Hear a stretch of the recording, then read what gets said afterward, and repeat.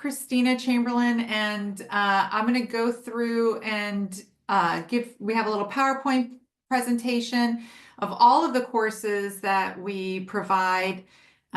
What we ask while I'm doing the presentation, if you have a question, if you put it in the chat, Carol and Megan are going to be working on answering the chat.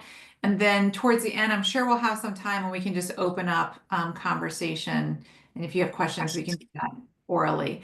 So before we get started, though, I'd like to introduce the others who make the UCSD program. So I'm just looking at my screen in the order. We have Megan. Do you want to go to next, Megan? Sure. My name is Megan Lee. I'm a program manager. I manage the Lactation Education Counselor, the Foundations of Lactation Education course, and the Lactation Education Refresher course, and help somewhat with the Pathway 2 program. Also, I did want to mention a lot of people have my name coming into this meeting because of, I think, how I sent the reminder. I sent it the confirmation that I got, and I just kind of blind carbon copied everybody. So I think that's why everyone's has my name. Feel free to change it if you can. So anyway, we're glad you're here. Thanks, Megan. Carol, would you go next? Yeah, hi everyone. My name is Carol Landry, and I've probably worked with many of you that are here tonight. I handle the Pathway 1 and the Pathway 2 program, both admissions, advising, and I also handle our accreditation, so which involves a lot of reports and communication with LARC and other organizations. So great to see you all here. Thanks for joining us. Great. We do have two instructors who've joined us this evening, two of the many. So Christina, do you want to go next and introduce yourself? Quite. Hello, everyone. Excuse my voice. Christina Tenorio. I'm one of the program educators for both the Lactation Educator course. So I see a lot of my students in here, as well as the pathways. So welcome. Excited for this large group of people. Yeah, it's awesome. And then Jen Gathman. Jennifer, you want to go next? Hi, yeah, I'm Jen, and I'm one of the newer instructors with UCSD, so excited to be here. I've been an IBCLC for 6-7 years now. Also a nurse practitioner and have been inpatient, outpatient, NICU all over the place. So fun to be part of the UCSD team now. Great. And before we get started, I do want to we have people from all over the country usually in our programs, even in other countries, because it's online. We're able to have an international presence as well in our student body. But I do want to acknowledge those of you who are in the Los Angeles area. I can't imagine, I know Christina's down there, but I can't imagine what you're going through. I'm not in the LA area, so I just know our UCSD, our hearts and minds are with you and support, and hope everybody stays safe. I am going to share my screen so that you can look at this lovely PowerPoint while I chat. So first of all, thank you so much for joining us tonight, for your interest in the programs that we have to offer. I mean, we had over 300 people sign up for this information sessions, which was a big wowza to all of us. So we're really thrilled that you're interested, and we think that we have enough to offer that hopefully you'll find something that interests you and that aligns with what your goals are. All of our courses are taught by master's prepared IBCLCs, and collectively we have decades of experience in all facets of lactation consulting. So we have hospital-based lactation experience, private practice, and that includes private practice that goes and does home visits versus private practice that has an actual office or clinic type setting, inpatient, outpatient in the hospital, and of course teaching and public health. So, and NICU. So we kind of have it all with the different instructors that we have. So we feel like we have a really well-rounded faculty to bring you all of the information that you need to start your practice, to pass any of the certification exams that you're going for. So I'm just going to start off talking about our courses. The first one I'm going to talk about is our Foundations of Lactation Education. We call it the FLE for short. This course is 45 hours of lactation-specific education. It runs the course of 1 quarter, which is about 11 weeks long. And this course really does provide, like the name says, foundation. If you're somebody who works with breastfeeding or nursing dyads and you aren't sure you necessarily want to be certified or need to be certified to support those clients, then this might be the perfect thing for you because you just want kind of this foundational lactation knowledge. If you are interested in the UCSD Pathway 2 program, this course is a prerequisite for that. So just keep in mind, if you are looking towards the Pathway 2, then you're going to start here in the FLE course. This course does not fulfill the requirements necessary to sit for the CLC exam, which is the Certified Lactation Counselor. That organization that certifies CLCs recently changed their requirements. So they require more than what this course gives you. So just want to make that really clear. But the topics included in this course run the gamut from how to get a baby to latch appropriately, ensure that there's milk transfer. We're talking about all the things that you need to know to support breast and chest feeding families. So you're looking at the family as a whole unit and then kind of narrowing into what the dyad needs specifically. You're getting information on how to conduct a counseling session and how to create a breastfeeding class. So these are all things that you certainly will take away from this course. The next course I want to talk about is our Lactation Education Counselor course, or the LEC for short.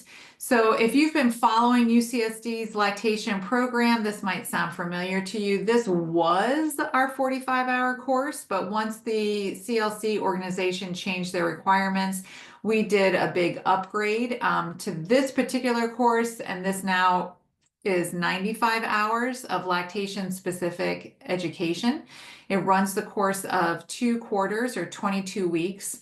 And this does fulfill the requirements to sit for the CLC exam, the Certified Lactation Counselor exam. So this course was recently updated, rehauled to align better with the CLC requirements. And this is a deeper dive into all the things that somebody might need to be a lactation counselor. It certainly goes through how to conduct a counseling session.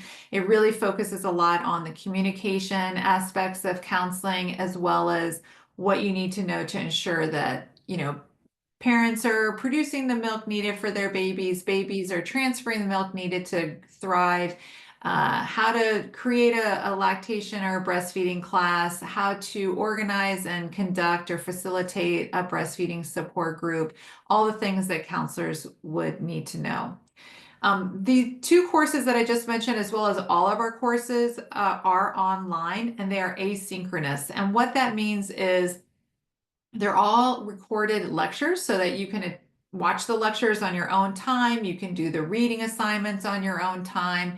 There are assignments that you have to submit that do have specific due dates. So we ask that you turn your homework in on time for that specific due date. But other than that, you can complete the courses when it's convenient for you. All right, so moving into the next one, we have a lactation education refresher course, which is 20 hours of lactation education. This is kind of a quick 5-week online course, and this is a great way to get lactation education if you already are certified and you're looking to get your CERPs, which is what the continuing ed units are called for lactation consultants.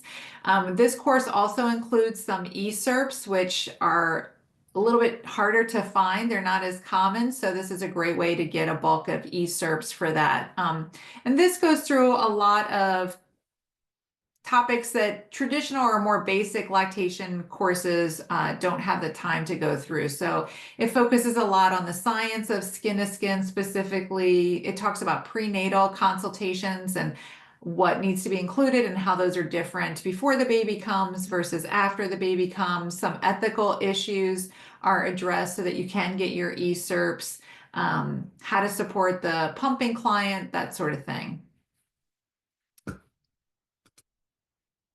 All right, so now I'm kind of shifting gears and we're going to talk about the two courses that we have that are specific for those who are interested in becoming IBCLCs, lactation consultants. So if you've done any of your homework and looked into what does it take to become an IBCLC, you'll know that there are 3 different pathways, and we provide a course towards 2 of those pathways. So the first one is Pathway 1. Pathway 1 from IBCLC, that's the organization that certifies lactation consultants, that they've created this Pathway 1 program. Really, it's aimed towards those who are already healthcare professionals or already working with breast and chest feeding dyads. What UCSD provides is the lactation education requirements for the Pathway 1 candidate. So this course provides over the 95 hours of required lactation education. It includes the requirements necessary for the counseling and communication aspects, as well as the WHO code requirements that have been recently added to the educational requirements. All of the topics that are in this course align with the IBCLC detailed outline, which is what they base the exam on, as well as the LARC Clinical Skills Checklist. LARC is the educational organization for lactation education. They accreditate our Pathway 2 program, which I'll get to, and so we follow all of their requirements for all of our Pathway 1 and Pathway 2 courses. This course, just want to repeat it again and again because it gets lost sometimes, but this course fulfills the educational requirements for Pathway 1. It does not fulfill the clinical requirements. So people who are taking this course, we assume that you have a different way, another way outside of UCSD to get your clinical hours completed. For a Pathway 1 candidate, you'll need to complete 1,000 clinical hours working directly with breast or chest feeding dyads. And that is not something that UCSD supports for Pathway 1 students. Pathway 2 is another way to become an IBCLC. UCSD does have a Pathway 2 program. By definition, Pathway 2 means that the program is accredited through LARC or KHEP, and it is housed within a university or college setting. So Pathway 2 is a program that provides the didactic or the education component and the clinical hours. So if you're somebody who does not come from a healthcare background, you do not work, even if you do come from a healthcare background, but you don't currently work with breast or chest feeding dyads, then this might be a better option for you, because by the time you graduate from the Pathway 2 program, you got it all done and you're ready to sit for the exam. So this course is, again, over 95 hours. Our courses are actually around 120 hours, and it does include the new WHO code requirements and the counseling and communication requirements. It also follows the IBCLC detailed outline and LARC clinical skills checklist in terms of the material included in the curriculum. And it does fulfill, again, the didactic and the clinical requirements. These courses are also online, so people are able to complete the readings and the recorded lectures on their own time. For those who are in the Pathway 2 program and they are looking to get their clinical hours from our program, we work with preceptors or clinical sites all over the country. So we work to find an internship in your area. So even though you're a UCSD student, you can live in Massachusetts and complete your clinical hours or something like that. We have students from all over the country that we find them a preceptor for that. Right now for the Pathway 2 program, we are able to use the technology to help with some of the clinical hours that we provide. And that's because IBCLC created this use of technology it started off during the pandemic when people weren't able to be in clinical sites for their hours. We created what we call the simulation lab. And this allows us to provide some clinical hours online through role play and simulation, in addition to any in-person clinical hours at their internship. IBCLC has allowed this so far until September of 2025. After that, we're not really sure if they're going to extend this use of technology or not. So it's kind of a big question mark on whether we're able to do it next fall and beyond. If we are able to keep that, and I'll just, this picture back here, in this previous slide, this is actually one of our simulation cohorts. So we meet online on Zoom. We go through clinical cases. We do telehealth type visits, unfolding case studies through telehealth visits. We also do role plays. And what we have found is that when we are meeting weekly, we're able to really dive deep into specific clinical scenarios. We're able to review clinical scenarios that are not very common in the clinical setting. So it's a really diverse exposure to a lot of different clinical issues. And what the research has shown is that 1 hour of simulation is equal to 2 hours of clinical time, in-person clinical time, when you look at learning outcomes. So we've been able to create more of a hybrid type of clinical experience, and that's been really a positive experience for our students in the past who've gone through this program and our current cohort. And it's also been really similar in terms, oops, sorry. There's somebody in the waiting room and I'm trying to let them in. Oh, here, now I can, sorry. I let them in. It's been really positive experience for our current and past students, not just in terms of their overall satisfaction with the program and their, but also their pass rates in terms of the IBCLC exam. When students are in the Pathway 2 program, they should expect to complete about, I would say 12 to 14, kind of depends on how many hours their preceptors can provide to them, but they should prepare themselves to do about 12 to 14 clinical hours a week. And that's in addition to the recorded lectures, the readings, all of that. So I would say the Pathway 2 program is pretty rigorous, and I usually tell people to kind of treat it like a part-time job. It's about 20 hours a week when all is said and done. We do send everybody these little crocheted breasts that you see in our Pathway 2 program. We do send everybody what we call a simulation kit, which includes a breast model, a tube and syringe, a nipple shield, so that you can work on psychomotor skills while we're doing our role plays and our telehealth case studies. So that's what you see all these pictures are. The other thing that you'll need to prepare for if you're in the Pathway 2 program is onboarding for your in-person clinical sites. All of our clinical sites pretty much require the same thing, which is an updated immunization record. So here you can see this is a list of the immunizations required, including TB. If you don't know if you've been vaccinated and you want to apply for the Pathway 2, I would say start looking into your health records. Either ask your parents, or if you have access to health records through your provider, start collecting that information. Some states do have an immunization registry like California does, and that's another way that you might get that information. But if you need immunizations, not all of them can be done at one time. Sometimes you have to wait a certain number of weeks or months in between, so it can be a lengthy process. So we do encourage people to kind of be in the know of what you need as soon as you can. Other requirements are, this is just a list of other requirements. You'll need basic life support, and that's for the healthcare provider. Most of the sites also require a background check, drug screening, and those are all, if there's a cost or a fee associated with those are the responsibility of the intern. And then some sites will have extra paperwork or learning modules that have to be done before you can go into the site. That's more site specific though. Megan is the one who you met earlier. Megan is the one who really works with our Pathway 2 interns on the onboarding process. And so she's the one who will talk to you about what each site needs from you.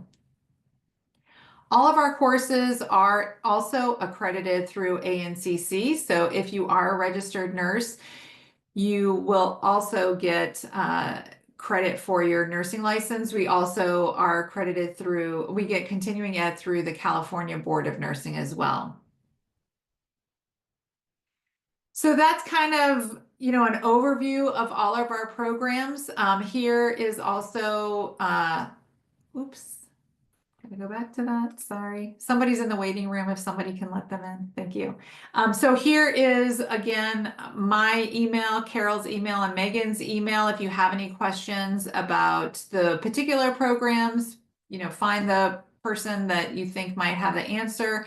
And before we kind of open it up to more questions, I was just going to invite if Jen or Christina as instructors, if you have anything to add about the courses that you teach.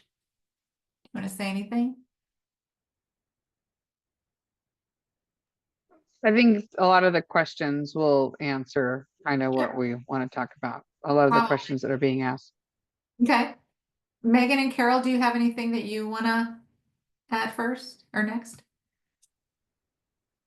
No, I think you did a great job covering all of our options and programs. Yeah. All right, well, then I'm going to stop sharing.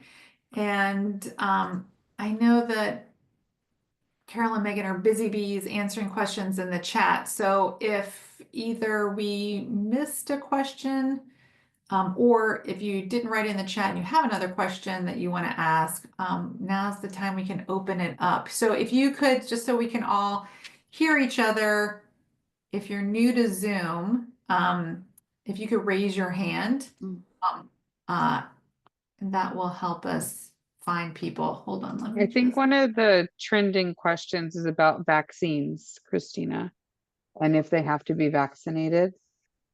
So that is a requirement of the site. If somebody is asking if they can get an exemption for like COVID or any other vaccine, to be honest, that is a site-specific situation. That's not something that UCSD requires. It's something that the sites require. So in the past, Megan, maybe if you want to speak to that, what's been done in the past. Sure. So the immunizations that were listed on Christina's slide, those are just what typically hospitals, clinical sites, and private practices are looking for. But there can be variations. If it's a private practice, they may not have any requirements or limited. So it's really hard to say ahead of time. Some hospitals and private practices will have exemptions for like medical or religious reasons. It depends on the site.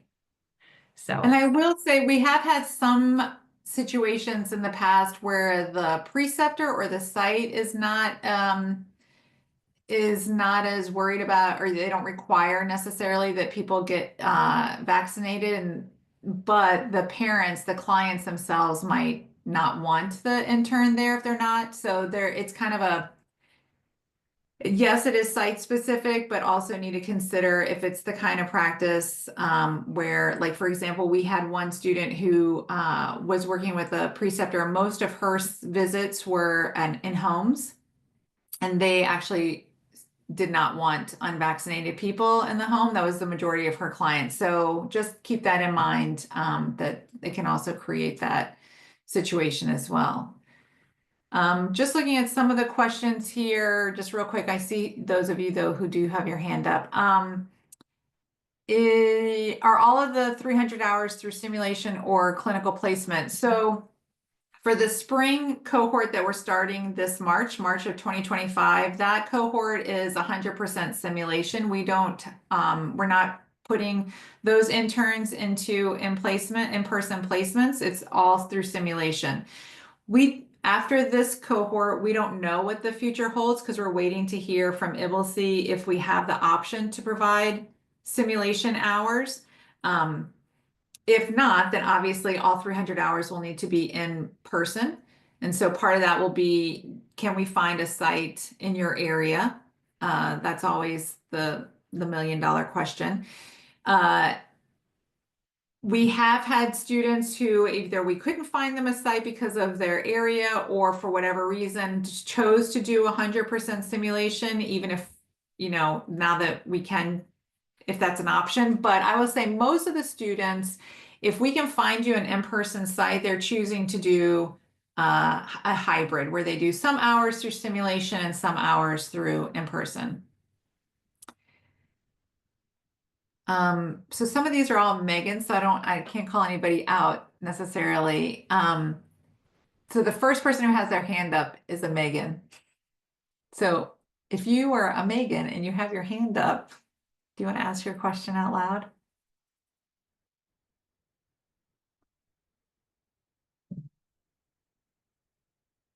Okay, then I'm going to go on to Vera. You're next on the. Okay, so this is really great info. My question is, you actually answered my first. I had two questions. So around the prerequisite required courses that are required to take prior to actually signing up for the course in March. So I am looking to do Pathway 2 in March. I am in the FLE class currently, but I do have a couple of my health sciences that I'm taking at the same time. Like I am full and invested doing this at 100%. The point I'm not even going back to work. Like I'm doing this at 100% right now. So full time. I didn't know if there was had to be done or you got to wait for the next go around before it's completely finished. Carol, do you want to answer? Feel free to reach out to me directly. I'm happy to work with you. I'll take a look at your transcripts, make sure we're on track, and I'm glad to work with you. Okay, I'll shoot your email. Thank you, Carol. Okay, thanks.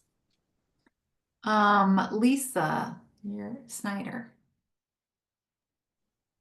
Yeah, hi. I have a couple questions. From my understanding and all the information I've looked at, the CLC class is mainly for people who are doing Pathway 1. Is that what it, or can you like take the CLC and then get a job after that as a CLC? Yeah, great question. So two parts I'll answer. So we do have the Lactation Education Counselor course, the LEC, and we have the Pathway 1. So they look like they're the same because they're both 95 hours because that's a requirement of both the organizations. But what I will say is if you truly want to be an IBCLC, I do recommend that you take the Pathway 1 course because the difference between a CLC and an IBCLC is basically the clinical experience. The counselor doesn't really have a clinical hands-on requirement. It's all counseling. So if you're somebody who does want to be an IBCLC, I recommend that you take the Pathway 1 course. It's going to give you more clinical material. It's going to just dive deeper into clinical parts of a visit versus just counseling and communication. It's really going into clinical. It's going into if you were to work in a hospital, if you were to work in a outpatient clinic, things like that, where it's more medical, so to speak. So do you mean Pathway 2, right? I mean Pathway 1. So Oh. Pathway 1 is also, so IBCLC, that's the organization that certifies IBCLCs, has 3 pathways, Pathway 1, 2, and 3. So we provide something for those who are interested in Pathway 1 and Pathway 3. So this will make it easier. Lisa, are you a healthcare person? Do you have a healthcare? Yeah, I'm actually a retired school nurse, but I am a pediatric nurse practitioner. And so, I have my master's, and what I'm interested in doing is home visits for, lactation consulting. So because you have an RN-NP background, you've already done all of the health sciences, so you don't have to worry about that. And if you are interested in private practice, I mean, IBCLC is considered the gold standard for lactation support. So you're asking, could I have a job as a CLC? And that really is it depends. It depends on where you are and if there are places where you are that hire CLCs. For example, the hospitals in California, I'm actually in Seattle, the hospitals in Washington, in my area, all hire IBCLCs only. They don't hire CLCs. So it sounds like the better path is to do the Pathway 2. Well, for me. Because it sounds like you're not working with nursing dyads right now, correct? No. Yeah, so if you're not working with nursing dyads, it's going to be really hard for you to get your 1,000 hours as a pathway Yeah. 1 candidate. And so then I would say, yes, it would be pathway 2. Okay, so my second question is, I know you have to take the FLE class first and then the pathway 2. Is that still available to enroll in that the FLE class right now that started in January and then go into the March program? Yes, it is still possible to enroll. Can I chime in, Christina Chamberlain? Yes, although I will say, Lisa, make that decision sooner rather than later. Because soon it won't rather, be, yes. it will be too late to chime in. But yes, go Christina. I, as an instructor, but also as a preceptee and preceptor, I know if you have the option and you can do pathway 2, it'll be in your best interest, especially if you're planning to do private practice. I don't know what state you're in, but most of the states, because I am in private practice as well, do not allow billing if it is not an IBCLC. I'm in You have a California. I'm in yeah, California. so you only pay for an IBCLC to see a baby. You Okay. do fall under a little bit of under a different umbrella because NPRN, but still to bill for that incident too, it would be an IBCLC. The other thing is most of our students that have the opportunity to come into the simulation lab and have clinicals, if they have the opportunity and or exclusive simulation, the detail within the course, and it is once a week in a classroom, 7.5 hours. Those hours do count 2 to 1, which means the 7 hours will count for 14. And if you're in a clinical setting, it's 1 to 1. So every hour is just there. But the amount of detail that is, we dive into individual courses throughout the day will benefit you in the long run, especially if you have not been in a mother-baby dyad. And even if you have, most of the nurses that are in L&D postpartum NICU still take our pathway 2 because of the amount of detail, both with simulation and didactic that we do every week. I hope that answered your question. I think somebody else had a question about hours too, and how that kind of works out.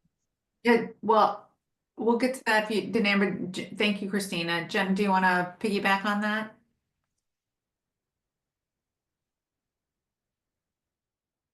You're muted. You're muted. Amateur Can you hear me? move. I hit lower my hand instead of the microphone. Sorry. You'd think I know how to use this by now. Yes, piggybacking off of the same thing, because I know there is a lot of confusion about the different pathways, and it's been talked about a little bit already, but pathway 1, if I'm understanding this correctly, so correct me if I'm wrong, but for pathway 1, it doesn't just matter if you are a healthcare professional. You have to be a healthcare professional who's working with breastfeeding dyads to get that 1,000 hours. And I know that there was a student just recently that was an OT and was doing pathway 1 because she thought that's what she had to do because she was a healthcare professional, but she doesn't work with breastfeeding dyads. So she still needs clinical hours. That's correct, right? Yeah, some people, so not to confuse everybody, but there is a pathway 3. We don't do pathway 3, but pathway 3 is from IBCLC. It's a true mentorship. The mentee and the mentor come together, create what their pathway 3 is going to look like, and send a proposal to IBCLC to get that approved. So some people will use the UCSD pathway 1 didactic course as part of whatever they're doing for their pathway 3. They'll say, this is how I'm getting my didactic hours. I'm going to take this online course at UCSD. But they're still getting their clinicals elsewhere. They're getting their clinical hours through this mentorship that they've created through with their mentor. And so they're officially a pathway 3, but that's another way to use it. But yeah, I mean, if you're going to be a pathway 1, you're not getting clinical hours from UCSD. So you got to have a way to get those clinical hours.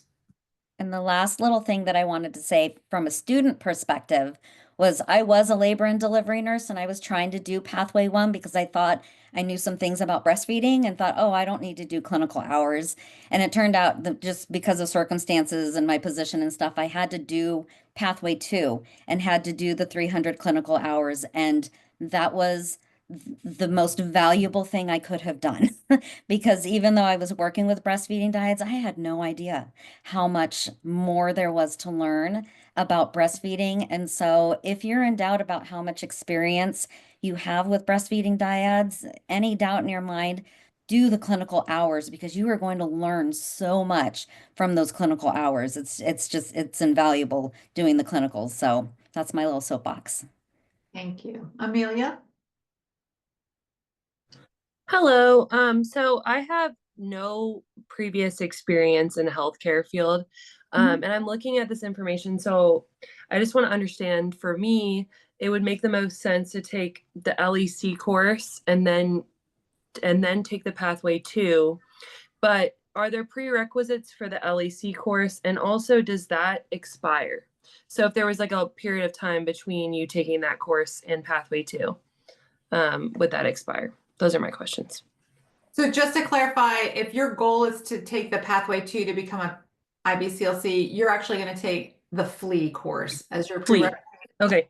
of Foundations of Lactation Education. Okay. And Are there that's- any prerequisites for the FLE course? No. Okay. And then Carol, correct me if I'm wrong, but there's no expiration for that. Once you take it, you're done, and you can use that for pathway 2, right? Sorry, I was typing. Which course for pathway 2? For the FLE, if she takes the FLE as the prerequisite for pathway 2, there's no expiration for that. The 5 years. Oh, 5 years. Okay. Yeah. Thank you so much. Appreciate you. Sure. Christy? Hi. My internet is spotty, so that's why my video is off, so I apologize. Okay, so I'm in a very unique situation. I, along with someone else that's here tonight, we recently completed a course with CSUN.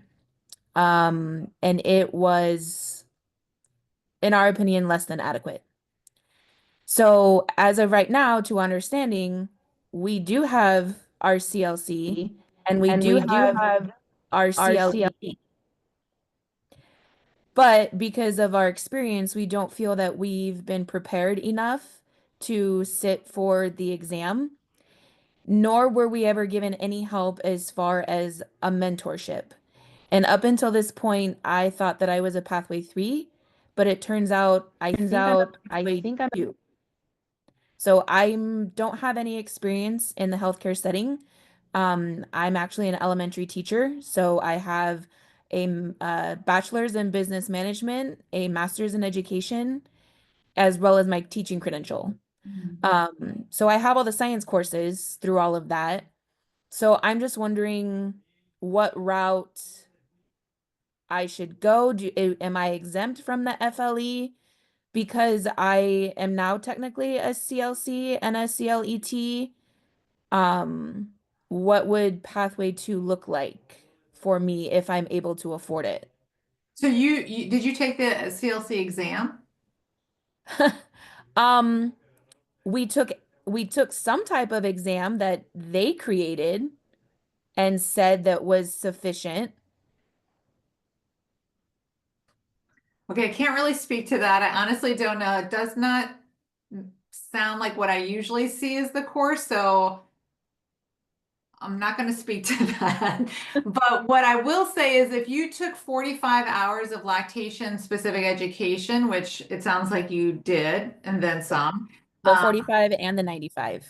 Yeah, so then that would count as your prerequisite for pathway 2, and then you could use that if you wanted to apply for the pathway 2 at UCSD.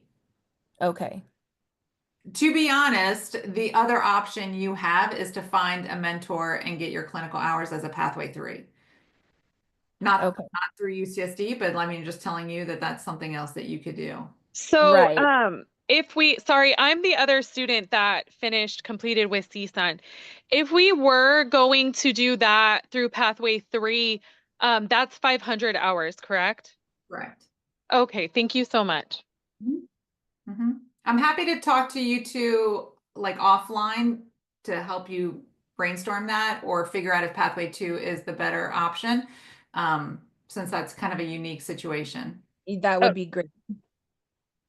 Yeah, and for the CLC, you would have taken an exam and received the completion, award of completion as a CLC through the ALPP.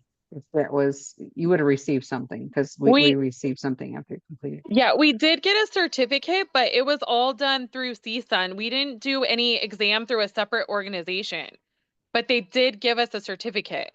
So I'm like questioning whether it's legit or not. Yeah, we can talk about that. I mean, I can help you figure that, or you could just contact ALPP. Okay, cool. Thank you so much. I'll definitely send an email after the presentation. Thank Okay. you. Sure. There are two Megan Lees. If you can see people's hands up, if you're one of those hands up Megan Lees, just, do you want to say something? Okay, if not, Ingrid, your turn. Ingrid? Yes, my question is for pathway 2, it says that one day of the week there's in asynchronous or synchronous classes. What day of the week is that for people that work Monday through Friday so they can request that day off or work a different shift?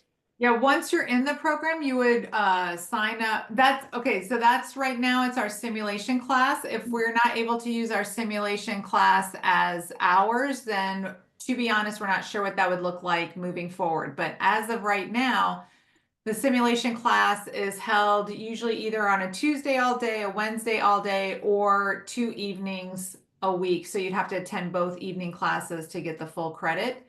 And that's usually the schedule. And on the evening, sort of what are the hours about? They're usually around 5 to 8:30 Pacific. Okay. And so the options are, you could either be a Tuesday, Wednesday. And so are there 2 groups that meet, or is that either? Well, if you sign up for, let's say you signed up for Tuesday, then Tuesday's your day. So you come and you meet every Tuesday with your same cohort, your same instructor. Okay, thank you. Oh, and one more question for pathway 1. How are the hours recorded if you find a mentor? Is there a log? Do they have to log into a certain site to document, or how are those hours recorded? So you can look at the IBCLC website, or you could just Google Lactation Clinical Calculator, and you'll find IBCLC has created a spreadsheet that they have programmed different formulas to help you figure that out. For example, you can, or you could just track your own, like I spent 1 hour with this parent, blah, blah, blah. Their calculator kind of already has it figured out. For example, if you are a postpartum nurse, they assume 20% of your day is spent on nursing and breastfeeding. If you're an L&D nurse, they're going to give you credit for 10%, that sort of thing. So you could just Google lactation clinical calculator and you'll find it. Okay, thank you. Victoria? Oh, thank you. If you have specific situations, are you willing, Christina, to answer them? If same thing as the person said they were going to shoot you an email. Oh, sure, yeah. I can, because I went through, in 18, I got and then I went through the refresher last year with Rose. So I'm that one. And then I just finished not too long ago, the lactation specialist through Breastfeed LA. I'm a bedside NICU nurse, have been for 42 years. So I just don't know where I fit in all this. And no, I haven't taken a test yet for the certification for the, LEC. So I don't want to be floundering and go, I don't know where to go and what to do. Because some of the wording that you're using, and I've been reading all the chats, a little confusing for me. It's because I guess I'm not like everyone else's. They just finished courses or they're doing this. You And kind of pieced it together. Is that what you're saying? You have a little here, a little there? yeah, yes. Like I said, I went through 18. I was at Loma Linda, but it was a UCSD.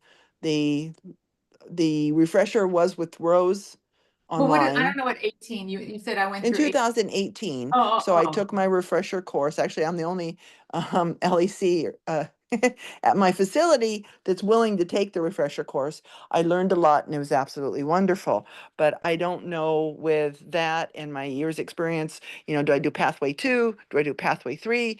The FLE, I don't understand because that's something new to me. I'm not so, you know, versed in that one. And then I will have to look and see what is considered hours granted for a NICU nurse. So it's It's just, usually about 10% of okay. your, like, of your hours. Okay, yeah, because it's just a little bit of everything. I just don't know where I can apply, you know, yeah, the path I have to take. That was my question. And my question was, may I shoot you an email? Because I'll have my words, I can do my Oh, words yeah. better than Mhm. being up all day at doing, you know, teaching at work. So, but thank you for your patience with me because Sure. each one of us has something different. Sure, yeah, definitely email. Okay, thank you. Yeah, Lisa?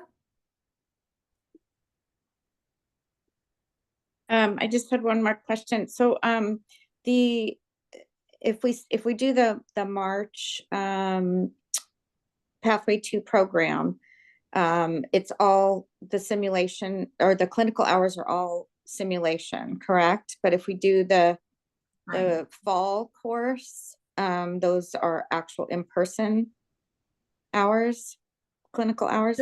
The spring cohort for this March, that's starting this March, is all 100% simulation. Our next in-person placements will be happening for the fall 2025 cohort. And how do you help us find placements? We do. We have affiliation agreements. So you said you're in California, right? Yeah. Where in California are you? I'm in like Agora, Thousand Oaks area. Okay. So we do have some LA area, I'll just call it LA area, sites that we've worked with in the past, and we have a current affiliation agreement with them. So in order for a site to be a clinical site for us, we have to enter a contract with them, the affiliation agreement. So we first start off trying to find placements with between students or interns and the sites that we already have contracts. If somebody lives in an area where we don't have a contract, we will certainly work towards that. We try to do that as soon as possible because the contract part of the process takes the longest. It can take sometimes up to 6+ months to get a contract signed. And we can't consider somebody in the program officially until we've gotten a site for them if they're going to do in-person hours. Okay. Okay. Thank you. Yeah. So I will say just to bring up the point, if we are finding a clinical site, an in-person clinical site, we do our best to try and find something as close as possible to the person's home. But, you know, clinical sites are very hard to find. They're very few and far between, unfortunately, especially if you don't live in a big urban area. And so we do tell people that, you know, sometimes you have to be willing to commute an hour or 100 miles or whatever that is in your area. We don't control the schedule for the in-person clinical hours. That's the schedule of the preceptor is what determines that. So that needs to, you know, the intern needs to accommodate the preceptor's schedule.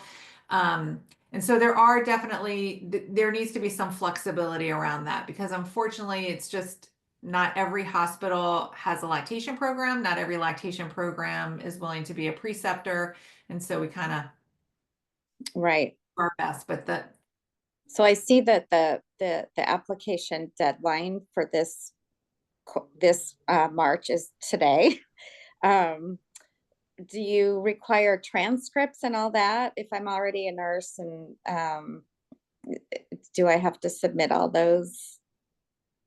Yeah, Carol, do you want to answer that? I'm sorry, the application for the spring cohort for fall for the spring pathway 2. Yeah, it doesn't close until February 15th. So that's today. One more. Oh, no, it's January. We're January still. You've got a month. Oh, okay. I'm thinking, okay, so I could theoretically I could enroll in the FLE course right now and then wait until later, like a couple weeks later, and then apply for the March. Is that how could I do you that? You can actually apply for the Pathway 2 program now, and just where it asks, you know, about that course, just say that you have it in progress. And I will Okay, reach out with any questions. okay, okay. Yeah. Sure. Thank you. You're welcome. Michelle.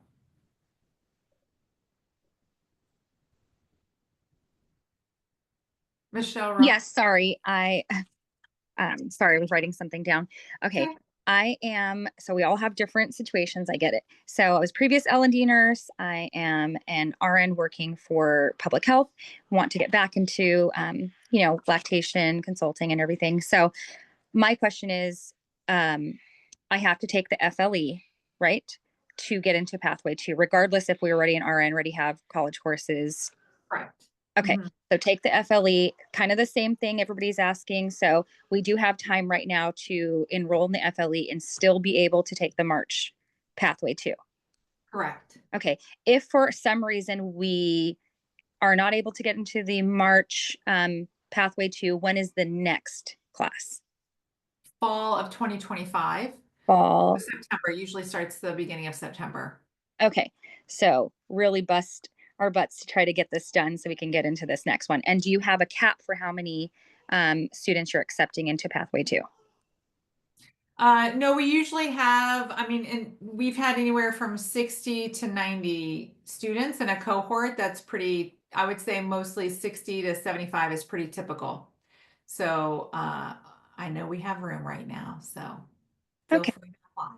Perfect. Okay, and then who would be the perfect person to email with questions regarding like financial aid, payment plans, things like that? Carol for pathway, well, for FLE would be Megan. Carol, Megan, and then Carol's for the pathway 2. And then Carol for pathway 2. Okay, and I know that somebody else had questions about pricing, so I'll let them ask. Okay. Sorry, did I interrupt somebody? I'm just looking, somebody's asking about the clarity around the hours per week. So if you're doing the spring cohort where it's 100% simulation, like Christina said, you're going to be online through Zoom in the simulation class for 7.5 hours a week. And that will give you credit for 15 towards your 300. So it's a long Zoom day, but you have so much fun. It just zips on by. Right, Christina? Sure does. It actually is not as long as it sounds. People are always amazed. So that's that answer. I feel like Can I chime in? Oh, go ahead. Sorry. Okay, no, go ahead. Sorry. We're just looking, I'm looking at all of the professions and what kind of falls under the umbrella of what's what I think we have to look at the bigger picture is how much time are you spending in a dyad? Yes, some of you might qualify for pathway 1 or 2 and or 3, which we don't offer, but I'm just saying you have to really think about not just finishing the course, because we know there's an alphabet of soup of lactation out there. The gals at CSUN mentioned like 3 different initials of, and now I've seen new ones come through. The only one truly recognized, and like Christina Chamberlain said, standard of care is the IBCLC. If you have the opportunity and can do the pathway 2, it would be in your best interest to help you not just become an IBCLC and pass the course, but to have the knowledge and the foundation to support these families. That's really, and some of you might be nervous about taking the course because there's all these people and we're in simulation. Some of you is the first time coming back to school, and maybe some of you have never done Zoom. I just want to remind you, don't let that be a barrier, because we are very welcoming and help you get started with the Canvas part and all. You already did the first part. You got on the Zoom and attended this course, or this class for the course. Thank you. Brittany? Hi. Yes, so we all have different situations, and mine is like I'm a mom in my 30s and decided that I was passionate about breastfeeding. But I have no prior health experience. I went to cosmetology school, so I have no health science courses. I just wanted to make sure that those courses like are required before I start the FLE, and if UCSD offers those courses. And Yeah, obviously, go ahead. Sorry. I was just gonna say those courses are required. That's an IBCLC requirement. So for you to be eligible to take the IBCLC exam, you have to have those 8 health science courses completed.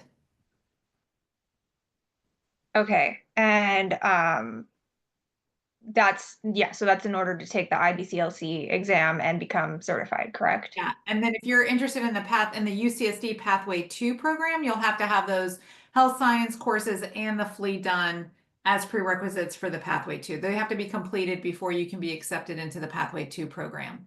Okay, and do you know, I mean, you may not know, but does UCSD provide those health courses, or is that like something I can take through like community college, or how does that work? Yes and yes. So those courses are available through UCSD online, and you could take them at your local community college.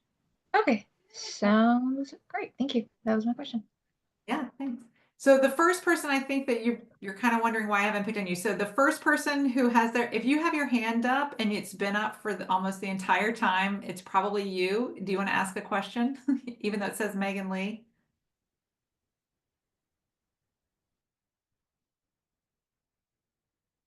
Okay, then I'm going to go on to Brianna. Brianna, do you want Hi. Okay. Hi. Sorry, you may have answered this, but my internet froze a couple times. I took the so I'm interested in Pathway 2, but I took the LEC course 2 years ago. I don't think the FLE was an option back then. So is that sufficient for Pathway 2? Yes. Okay. And then as far as the other students in the past that have done the simulated hours, did they feel like that was sufficient enough to go into the work, out into the field and get a job as a lactation consultant? Yeah, I would say overall, yes. I think that really has a lot to do with who the person is. We've had some people who just hit the ground running and really feel very confident, and some who just I feel like they're the ones who would be a student forever if they could. And so I think that's just kind of their thing. What I will say is I know Christina does, and we have another clinical instructor. I think we all agree that even if somebody is doing 100% simulation, we do encourage people to start networking in your lactation community, find out who the other LCs are. One of the assignments is to observe a breastfeeding support group, and that should be an opportunity to say, like, can I come to the support group more often, or can I shadow you? So even if it's not hours that you can count towards your 300, it's definitely something that we encourage you to reach out and try and find those clinical experiences yourself. I'll tell a story about one student who lived in the Midwest, and her hospital in her area would not enter a contract with UCSD. They just didn't do that with schools. And so we couldn't officially create an internship experience for her, but she went on her own and just reached out to the lactation consultant, and the lactation consultant said, sure, you can shadow me. And she ended up having a great shadowing experience, and she couldn't count any of those hours towards the program. So it was more for her personal enrichment. And that was and that was all on her own. We had another student who didn't have an in-person clinical site, but went to a support group, ended up getting to know that lactation consultant, and started going to the support group every week, and ended up getting hired to lead another support group. So we always say no matter where you live, the lactation community is small, and we always talk about network, network, network, and this is one of the ways that can really behoove you. So we don't expect somebody to necessarily hang a shingle and do a private practice after they've done simulation only. We do think that gives you a solid clinical foundation. It gives you a lot of experience in counseling, communication, understanding the science behind everything, but you're not going to touch a breast or put your finger in a baby's mouth. So for that, we do encourage people to go out on their own and kind of find your own clinical experiences. Thank you. Jancy, did I say that right? Hello, yes, that is how you say it. So I'm currently enrolled in the CLC program and working through that. And so one of my questions is, what would jobs look like that I could obtain with my CLC? I'm located in Tennessee, or how could I find that out while after I finish the CLC while I'm working on the pathway 2? And then second part of my question is, I submitted my transcripts to be looked over, and I think I require like 4 more college courses that I have to do, like anatomy, nutrition, and some other things. And I was really hoping to start Pathway 2 this coming spring since it is simulation and I live in such a rural area. Being able to get my clinical hours on my own would be super hard. Is there any way for me to complete those 4 classes and still be able to start Pathway 2 in the spring? Yeah, if I think we've exchanged emails a few times. Happy to work with you, especially given your situation. I just really need to see like your plan. Like, I'm enrolled in these courses and I'm going to complete them by this date. Whether it's before or after the, the start of the program, just give me your plan and I'm happy to work with you on an individual basis. Okay, and so I had tried to reach out to my local college to see if they offered some of those classes just to see if it would be financially better, but I have not had any luck on getting back with them, that those classes are offered. So I guess then what I would do is reach out to you and say, like, I plan to take these through US San Diego, and, this is when it's going to be, that sort of thing, or... Yeah, or maybe we can touch base tomorrow. I might have a couple other options for you as well. Okay, sounds great. Thank you. And so Yeah, then so I'll make a note to send you an email in the morning.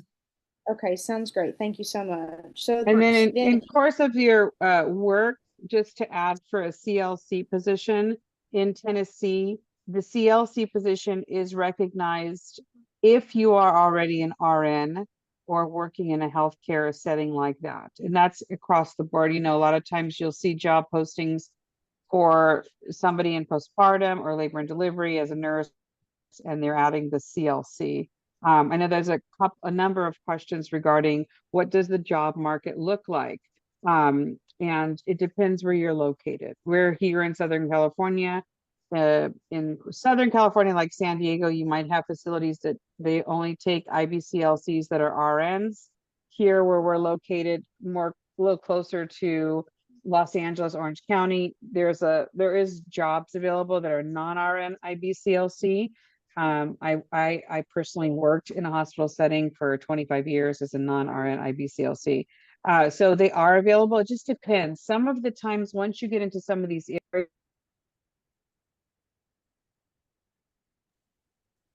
sorry, it's lovely. COVID and flu A come together. It's magical. But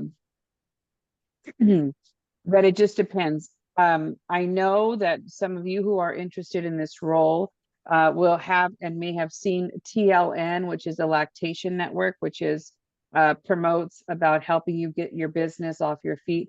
And I feel that that is somewhat of false advertising because there's very many people who are IBCLCs. So you really have to look at what you have in your community before taking the leap into the IBCLC course, because I've heard it in the past about, false promises and things like that. But we do need more IBCLCs in many of the areas that we serve. We know that along the coastline, it's very saturated, but if you wanted to talk about one-on-one, you can always reach out to myself or Christina Chamberlain, or even Megan and Carol about where the area that you are serving, and kind of, we're pretty familiar. If you're in California, you can reach out to me. We're very familiar here. I am very familiar here. But someone who's been in private practice for the last 5 years, it is extremely saturated. So it depends on, your marketing and your experience and all that. So just take that into consideration. And if you like more information about that and how it works out in terms of private practice or in a hospital setting, or like Christina Chamberlain, sometimes you said you might be working in a with a nurse midwife or a nurse midwifery kind of environment where they may not have as many regulations or I think hard stops with lactation. So it would be possible to maybe work in like a private practice and they would bill for that or something if you're not an IBLC? Well, if you're not No, you cannot. Yeah. Yeah, so and that's an insurance company thing. They don't contract with non-IBCL, so they don't contract with CLCs. So that means if you're in private practice as a CLC, your clients are going to be paying either cash, or you're working at something like a WIC office where they're billing for other reasons. They're not necessarily billing specifically under lactation. So like what Christina's saying, what I would suggest is for you to start looking, just Google CLC jobs in your area or IBCLC jobs in your area, and kind of get a sense of what's out there and what the requirements are, what qualifications they're looking for that job, to get a sense of what you might want to do when you're done. Okay, thank you. Christy. Hi. I have a question for the 6 continuing education, like the like infection control, like those ones. If like I currently work in healthcare and we're like basically assigned like health streams or like e-learning, and I've done those through my job, would those count? Yes. Yeah. Yes. How They'll would count. Okay, like if I just print a transcript of it? Yep, that'd be perfect. Okay. And then one more question. So I know for like the fall, as of right now, it's like in person, and you guys don't know if they're gonna extend to fall where it can be all done like on Zoom or online. When would Who makes that decision to extend that, and when would they like tentatively make a decision? Yeah, it's IBCLC, since they're the certifying body, they're the ones who make that decision. We don't know. Every year they kind of just tell us sometime in the summer, so there's not like a deadline of when they tell us. We usually start asking them if they can give us some information in the spring, because we obviously would like to know as soon as possible so we can get the word out. So hopefully we would know by like May-ish, but that's when we knew last year. But there's no consistent schedule on their part. Okay. I was just wondering like maybe like a range, like a time frame. So like seems like summertime kind of. Yes, we would love it to be May or sooner, but out of our control. Okay, thank you. Just one thing I'll say too, I see a lot of questions in the chat who are asking, I'm this, I'm that, I work here, I work there. How do I know what's right for me? Which pathway is right for me? I mean, we can talk about your specific situation offline, but what I will say is a really easy way to think of it is, do I currently work with breastfeeding dyads? If the answer is yes, maybe pathway 1 is right for you. If the answer is no, then the next question is, do I have a way to get 1,000 hours working with breastfeeding dyads? And if the answer is still no, then pathway 2 is right for you. So that's really all of the pathways have the same educational requirements. They all require 95 hours of lactation specific education. The difference is the clinical hours, how many clinical hours and how you get those clinical hours. So if you either don't have a healthcare background, or you do and you don't work with breastfeeding dyads, then pathway 1 and 3 are probably not for you, or they're going to be harder to figure out. Whereas pathway 2, it's all packaged within that one program. So hopefully that helps kind of make it easier to figure out. Annie? Hi, thank you.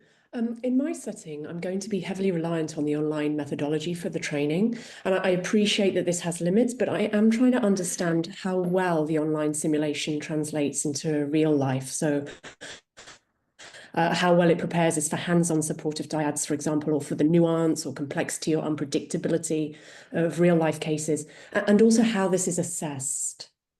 So we do, like I said, everybody gets a simulation kit. For example, it's a breast model, a nipple shield. So we go through how to actually use those tools. So there are some hands-on skills that you're learning. You're learning how to teach somebody and put on a nipple shield. You're learning how to put together a supplemental nursing system and utilize it with your client, how to get them to put it on, and you're teaching them how to use it. We are going through, so the bulk of the simulation course is role play. And the way that that looks is we're all on Zoom. So this is how my day goes. And I think everybody's is pretty similar with a little, changes here and there. But we all meet together. We come together and it's just open. Does anybody have case studies? So even if you're not doing it in person, usually somebody has either a question from the reading or the didactic, or their sister-in-law just had a baby and they have lots of questions of how to support her. So there's always something for us to talk about, or the instructor might bring a case study to discuss. Then we're going to go through our scenarios for the day. We'll go through the objectives, and this is our pre-brief. We'll go through the objectives. If you were to see this client, what are you preparing before you even walked into the room? What do you want to ask yourself? Is there something that you need to look up? What do you think you want to ask the client? That sort of thing. Then everybody's put into small breakout rooms in Zoom. So usually 2 or 3 people in each room. And in that room, I usually do groups of 3. So in that room, one student is playing the role of the client, and she has information where it gives her the background of that client, health history, what the birth experience was like, some family dynamic information, some social emotional information about how she feels about what's going on. And then it also has it's not a script, but it does give some verbal cues to help guide the visit in a certain direction. It has physical exam findings so that when the IBCLC says, I'd like to examine your baby, then the client can say, well, this is what you see when you examine the baby, that sort of thing. So that's what she gets to prepare her to be the role of client. Then the person who's playing the role of lactation consultant has basically report or chart note that gives background, why the client is there, health history, that sort of thing. So the third person, we call them either quality assurance or the peer reviewer, and they have a checklist of what the lactation consultant should be doing during the visit, and they're watching that so that they can give some feedback. Like, did the person introduce themselves? Is the person using open-ended questions? Are they using eye contact and respectful language? Those sort of things. So once the role play is where people are kind of going through the motions of doing a health history, acting out a physical exam, doing client education, like, oh, I think that you need a nipple shield. This is how you would use it. Or I'm going to teach you how to do hand expression, and everybody's kind of using their props to go through the motions. They're coming up with an assessment. They're coming up with a plan of care and giving that to the client. Then we'll all come back together again as big group, and we go through a debriefing. We'll go through what was challenging for you in that visit, what questions do you have, what was surprising to you. We compare different plans of care, that sort of thing. So that's, I would say, the bulk of what our simulation day looks like. Thank you. Christy? Hi, I think there's been a couple questions, mine included. Is it Carol that we reach out to check our transcripts? Yes. Okay, Carol, can you put your email in the chat for us, please? Oh, that's a good idea. Thank you. And then Christina, are you able to stay online with myself and my classmate after this, or do we need to schedule separate time with you? Sure, I can stay after. Okay, perfect. Thank you. I'm also putting my UCSD, my email as well to everybody. Annika. I just have a question. I'm just gonna program too, but I'm just trying to see if you guys accept financial aid for the FLE course and or the actual program too. Because I'm planning to start the program too, hopefully. I think you said sometime in September of 2025. I know they're still figuring out the dates, but for an exact date, but just approximate. Annika, you were a little bit breaking up, so I'm not sure I got your question. Are you were asking something about the FLE course? Yes, if you guys accept financial aid for the FLE and or the actual program too. Megan, do you want to answer that? Where's Megan? I am so sorry. I was busy looking at email and not listening. Could you Yeah, say she it was one more asking time? about, Sorry. financial aid options for the FLE and the Pathway For 2. FLE And Pathway 2. and Pathway 2. Okay. So for FLE, I don't have any ideas for that. I'm sorry. But for Pathway 2, we do UC San Diego Extended Studies has private education loans that have been vetted through University of California. So they're through financial institutions, but they're student-friendly loans. So that's certainly possible. And I can email you more details about that. My email address is M as in Mary, LL002 at ucsd.edu. So you can definitely reach out there. I do have a list of scholarships from other organizations too that I can send out that really qualify for really Pathway 1, Pathway 2.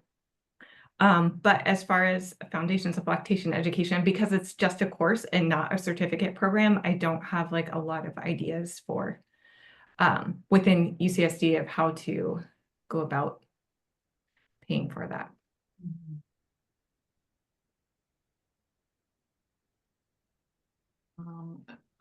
Okay, I don't see any more hands up.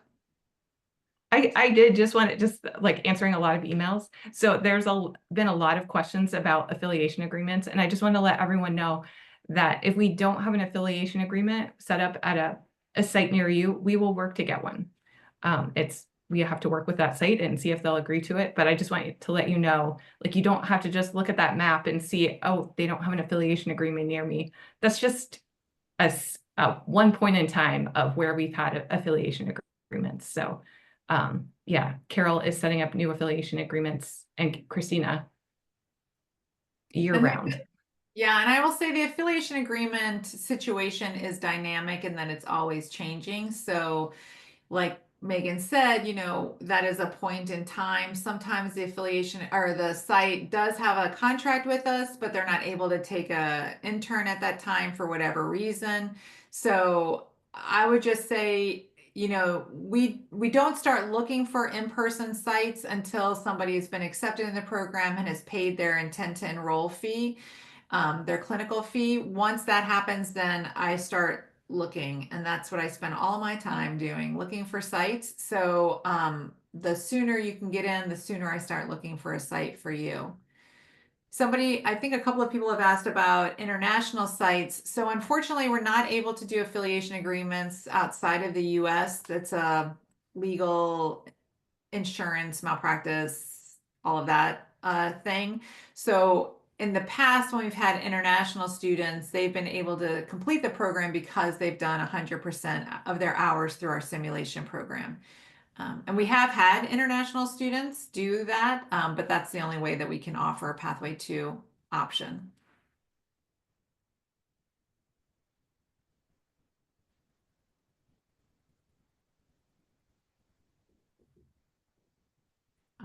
Is that anybody else? Seems like all the questions online in the chat were answered. So I know this is a lot of info thrown at you. Certainly, you know, now that you've kind of heard it, maybe look back at our website so you can get probably some information, glean something from the websites. And if that doesn't answer your question, then definitely, we all put our emails in the chat. So hopefully you wrote that down, and certainly send us an email. And Megan's putting the general UCSD lactation program email as well. Yeah, Lisa? Sorry, I just have one more question. I'm a little concerned that about what Christina said about the area being saturated with IBCLCs. I don't want to spend $9,000 to get my certification and then find out, you know, that I can't get a job. How do we find what the saturation is in our area? Where are you again, Lisa? Tell me. I'm in like northern LA County, bordering on Very Ventura. saturated.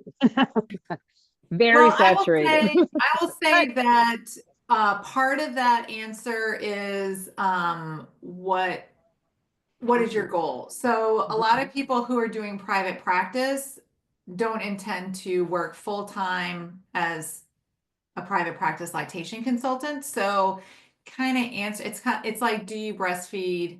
Well, sure, do I exclusively breastfeed? Maybe not, but I'm still a breastfeeding parent, right? So it's kind of like that. Like, do you plan to work 40 hours a week doing a private practice?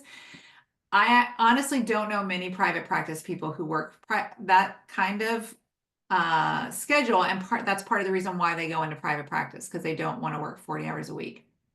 If you are interested in working that type of schedule, usually that means you're working for a bigger entity like a hospital or a pediatric office or something like that. So that would be the first thing I would say, is kind of thinking about what is your goal and what do you kind of want this to look like. Okay.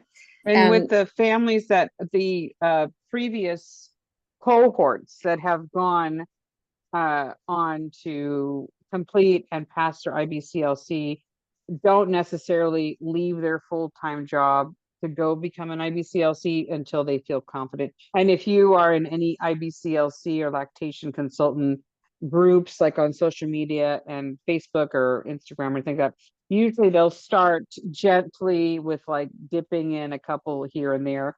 The problem with northern Los Angeles County is 5 miles might take you 2 hours, or, you know, I have some IBCLCs that only travel a 10-mile radius.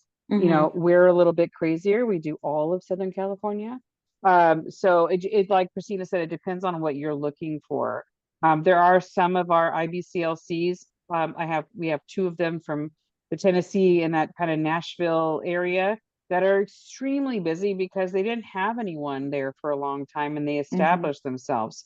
If you are already practicing as an NP or a MD or any other type of entity, and we have some SLPs and OTs, you may already be connected with IBCs in the community and you might work under their umbrella of people. So there's a lot of different ways to go about it. Like Christina Chamberlain said, I don't want anybody to feel that they're going to complete the course, they're going to pay the money, and they're going to have a new career. That would not happen even in any other kind of profession that we're in. But I know practice.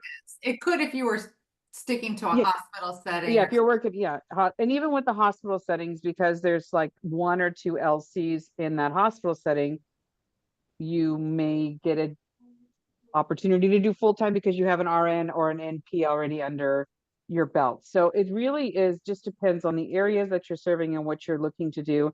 And we have IBCLCs that were in a completely different profession and have a very huge, large, thriving business.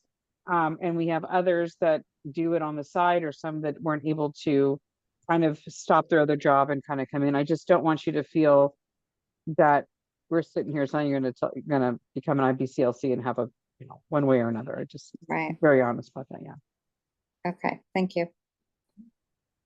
Yeah, Vera. Christina, this actually question's question for you, because I know you mentioned you have had your private practice for 5 years or so, and you've also been in the hospital setting, and just wanted your feedback on your experience and whether you saw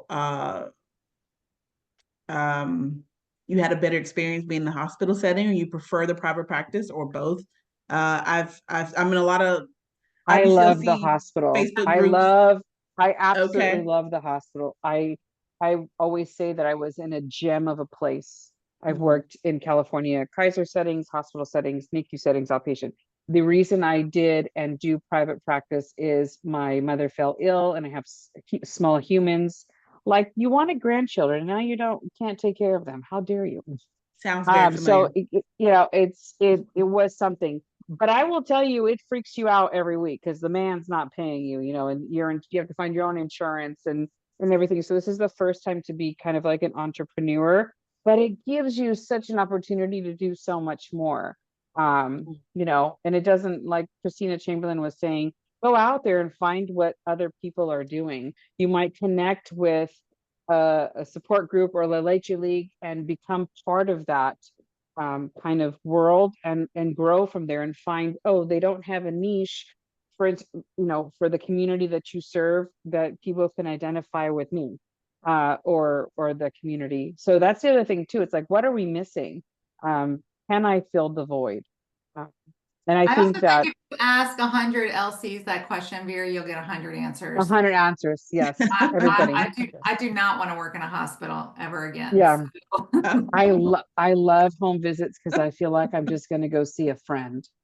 We weigh a baby, we feed a baby. But I know Somebody Christina always has offers, always talked highly of her hospital experience. yeah. So I loved it. I love the hospital. I did. Okay, Yeah. Christine, then I have to ask you, why do you say you would never work in the hospital again? I always wanted to I used to actually have a clinic. I used to have a clinic practice with another midwife IBCLC, and now I do this mostly full time, and I work a little bit clinically with another private practice FNP owned lactation clinic. So I like the outpatient setting. I liked being my own boss. I always wanted to have my own practice. Can Yeah. I jump in? Yeah, And give my perspective. I wouldn't go back to the hospital setting either. It was a really, really great experience because I got to learn the NICU and labor and delivery and postpartum and all the aspects of lactation. So really valuable experience. But the policies, it just ties our hands behind our back, and then we can't do our job the way that we were trained to do our job because of certain policies that are in place that don't allow us to do everything that we could for these families. So that was the biggest reason why I left the hospital system, because they told us, oh no, you can't do that. And it was perfectly But some people within love reason. the inpatient because you have a captured audience who really needs you, and you get to do all this education. So really, I mean, these are just three opinions, but we need IBCLCs in all of them, and thankfully there are IBCLCs who like all different ones. Because I know I people recommend doing each love one. who love inpatient. Oh, I loved it when I was there. So if you have the opportunity to experience inpatient and outpatient, highly recommend them both because you get such a unique perspective because they're different periods of time that you're capturing these families. So it's fascinating, and you'll figure out which one you're more passionate about.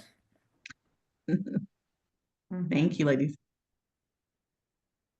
Some people are asking if for the spring cohort, if you're missing classes, how challenging is it to miss? So I will say if you're gonna spend the money to be in the class, I would definitely carve out time in your life to be in the class. The spring cohort goes very quickly. We call it our intensive because it is so quick and intense. There aren't a lot of makeup opportunities that are unique. So usually if somebody misses their usual class, we suggest that they go to another class in that same week because we're all going through the same material, and that way you don't miss it. If you're totally missing the whole week and you can't make it up in another class, there's like one makeup session, but if you miss more than that, then you're going to have to double up and attend the same week more than one class, which can be harder schedule wise, but it also is not ideal because you're not getting the information, you're not catching up or getting the information that you missed originally. So, you know, we try to be open. We know that people have real lives outside of this program, but I would say that that should be the exception. It should be for extenuating circumstances, not the rule. People have taken us on vacation. So we've had people in class on vacation. We've gotten to see, I always ask my students when they're on vacation to show us their windows so we can pretend like we're on vacation with them. I don't recommend this, but I did have somebody take class from her hospital bed hours after she gave birth to her third child. I don't recommend that. I try to talk her out of it. But so that's the beauty of online, is that, you know, you can take class with you.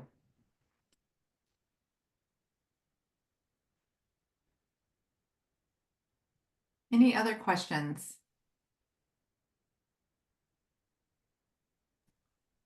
Excuse me, can I have a question?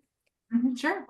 Actually, I work as a full-time RN, and if I want to participate in Path 2, I'm wondering if I can work every day from 8 to 5 and also actually have all of the hours that I need to participate in this pathway to classes. Is that possible or not? Well, if you're looking for the spring cohort, if you're thinking of doing the spring cohort and you want it to be in the evening class, it does start at 5. So the expectation is that you log in. Some people have, if they feel like their commute is too long and they'll be too late, we have had some people who have stayed at work. If there's a quiet place at your work and they've just taken the class, they've gotten permission from their employer and they've just taken the class from work. If, you know, if you're just 5 or 10 minutes late here or there, that's usually not an issue. But if you're going to consistently be, you know, half an hour or more late, that would be a problem. So it's something to consider, what your schedule is like. If you're thinking of beyond that, an in-person internship, like in the fall, I would say that depends if we can find a site that offers evening or night LC coverage or weekend coverage, which is not a guarantee. A lot of hospitals do not have night and weekend coverage. So if you really are telling us, I can only do my clinical hours after 5 p.m. or Saturday and Sunday, it will be harder to find an internship, a clinical site. So it's hard or it's impossible? It's depends on where you live. Okay. And simulation actually can cover all of the clinical or not?